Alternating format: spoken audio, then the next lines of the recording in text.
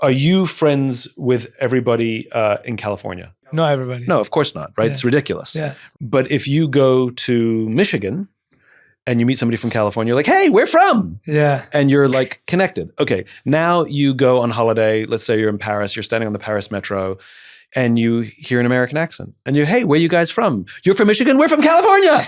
And you're like, best friends, right? Yeah. Because when you don't feel like you belong, you look for anything that gives you some sense of safety. Somebody who understands a little bit about how you grew up, a little bit of your perspective, even though it's back at home, it's entirely different. And the biggest joke is the level of trust. That family from Michigan will be like, oh, you've got to try this restaurant. And you'll turn to your wife and be like, honey, we've got to go to this restaurant because strangers who don't live here told us it's really good.